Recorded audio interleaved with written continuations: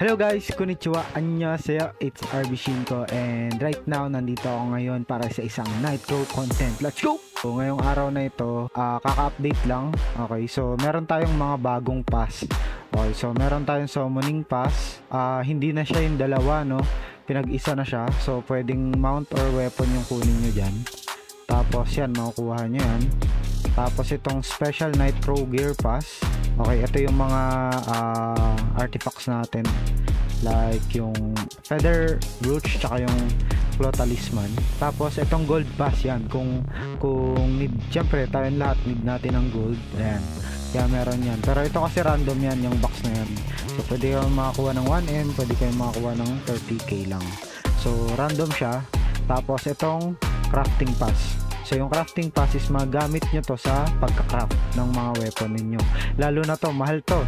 So mga nasa 300 plus to 400 to diamonds. Etong Morion, syempre kailangan din natin yan. Ito yung mga kailangan din natin. Okay, so yan, makakukuha nyo yan. Para sa akin, kung ako yung tatanungin ninyo, ano-ano yung mga dapat kong bilhin dito sa mga pass na to. So unang-una dyan, itong crafting pass tsaka yung gold pass. Okay, tapos etong special Nitro gear pass, pwede kung yung plus 6 or plus 7 na na ganito. Ayan, so kung wala pa, pwede nyong kuhain ito.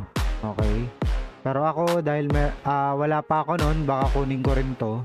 Okay, so ito para sa akin, kung ayaw nyong gumastos ng diamonds for summon, gusto nyo na lang mag-craft, diba, magpalakas sa crafting, ayun, pwedeng wag nyo na lang tong bilhin.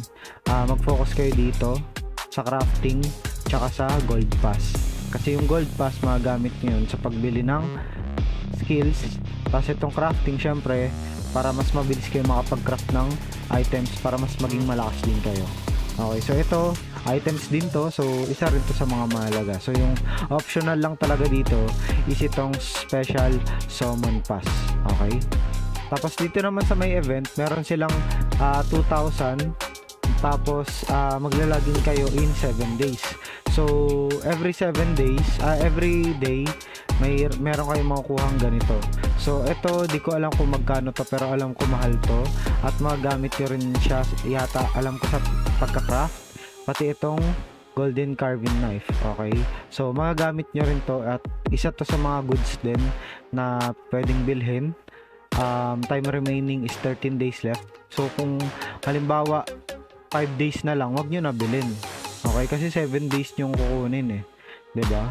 7 days yung kukunin, tapos 5 days na lang natira. Mas maganda kung bibili nyo to ngayon na mismo.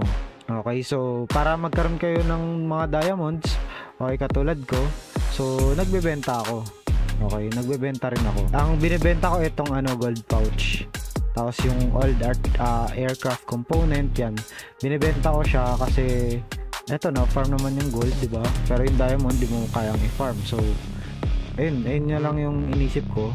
Tapos pinambibili ko ng eto, yung mga kailangan ko.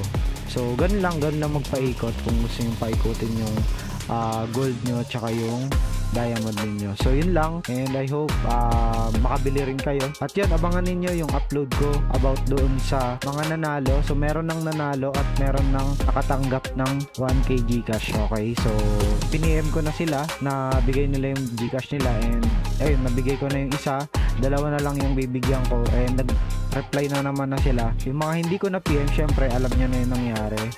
So, and I hope, diba, i-support nyo pa rin ako kahit na hindi kayo nanalo. So, magkakaroon pa rin naman tayo ng challenge. So, abangan nyo na lang, follow lang kayo sa page ko. And I hope na manalo na kayo soon, or manalo na kayo next time, okay? So, yun lang. Maraming salamat. Peace out. Let's go!